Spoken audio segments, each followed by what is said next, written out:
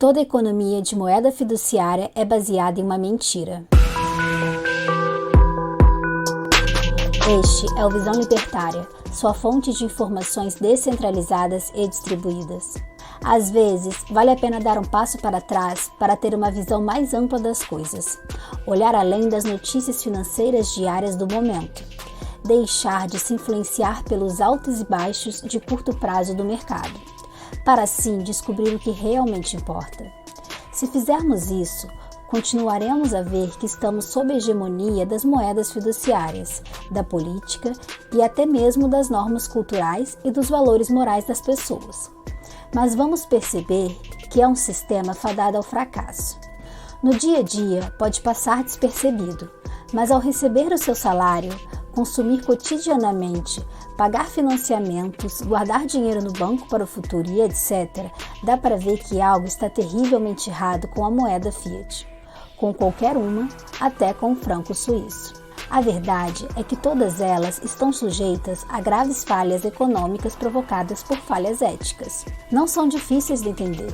O controlador de algo sempre vai procurar beneficiar a si mesmo. As moedas fiat são emitidas pelos bancos centrais e chegam até nós pela expansão de crédito aos bancos comerciais.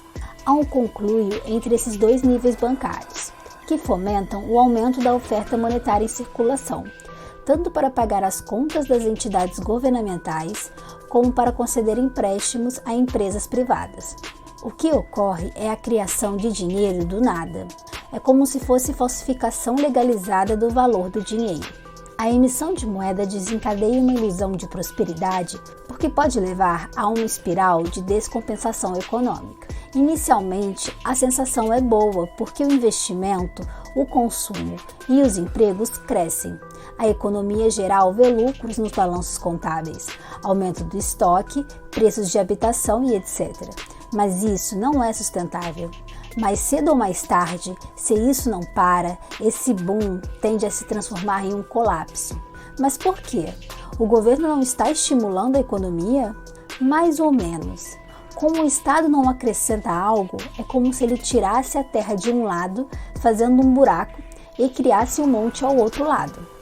Os novos empreendimentos sobre esse monte não terão sustentação efetiva, porque o terreno ao lado teve o volume subtraído. Quanto mais alta for a construção, mais gente sofre com a queda. Só o mercado pode acrescentar algo de valor e sustentável no terreno.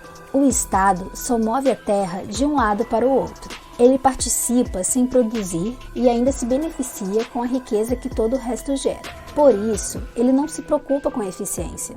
Ao emitir dinheiro para injetar liquidez, o governo distorce as taxas de juros do mercado. O que ele estimula ao reduzir a taxa de juros do mercado abaixo de seu nível natural, que é dado pelo mercado, é que a poupança de todos diminua e o consumo aumente. Além disso, como parte desse consumo se dá nos níveis altos da cadeia econômica, ele pode desencadear investimentos adicionais, sem que tenha havido aumento de produtividade. Esse aumento da preferência temporal suga as reservas financeiras, que deveriam acompanhar o desenvolvimento e não tentar puxá-lo, porque é inútil, fica insustentável. Apesar dos desenvolvimentistas repetirem, não é a oferta que gera demanda, é a demanda que estimula o aumento de oferta de bens e serviços. E todo mundo que tem uma empresa sabe que nunca se deve investir acima do necessário. Em algum momento, essa inflação dos números estoura e a coisa desaba. Pode ser por qualquer motivo. Bancos aumentando restrições para crédito, tomadores de empréstimo ficando inadimplentes, empresas alavancadas dando prejuízo ou uma instabilidade geopolítica.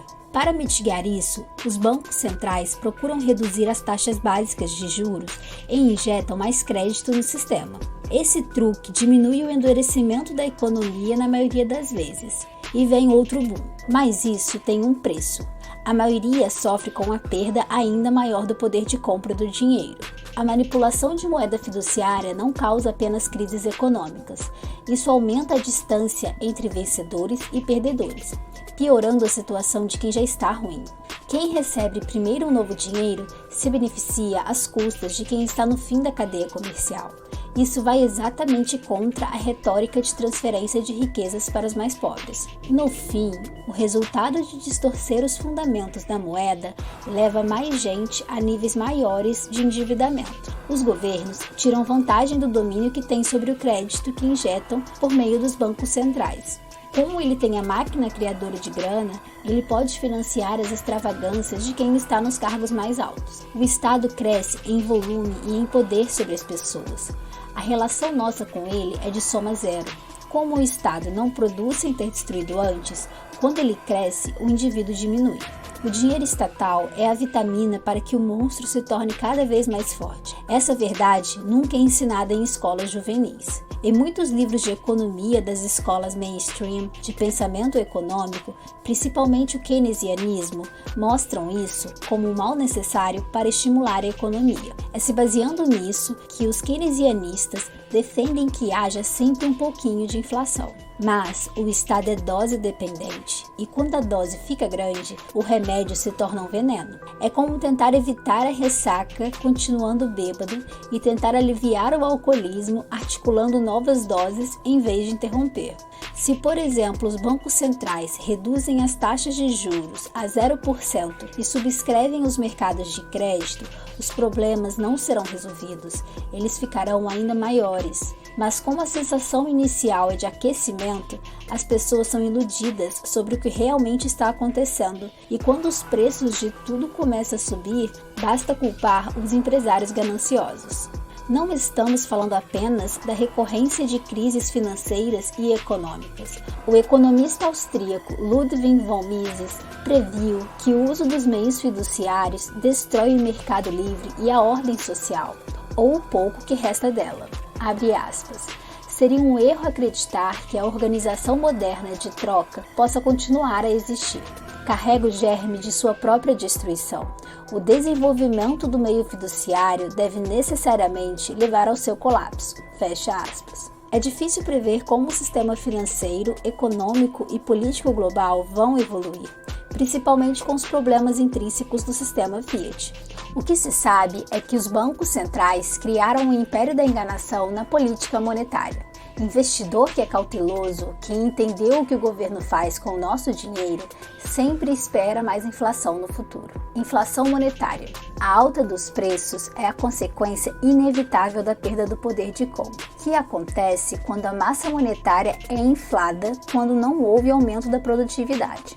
A política de aumentar a oferta de moeda é uma estratégia para tolher a liberdade de mercado e o sistema social.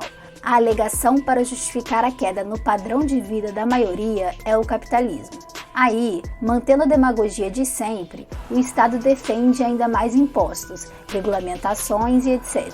Como as ideias socialistas marxistas estão firmes e fortes, não é surpresa que a vida piore a cada vez que os bancos centrais insistem nas políticas de dinheiro grátis e crédito barato. A única coisa que fica mais barata é a vida de quem governa. Mas, como governo algum pode manipular os fundamentos de criptomoedas, quem acumula e guarda de modo realmente privado terá uma proteção contra o iminente desabamento do castelo de cartas que é o sistema fiduciário de moeda. Obrigada por sua audiência.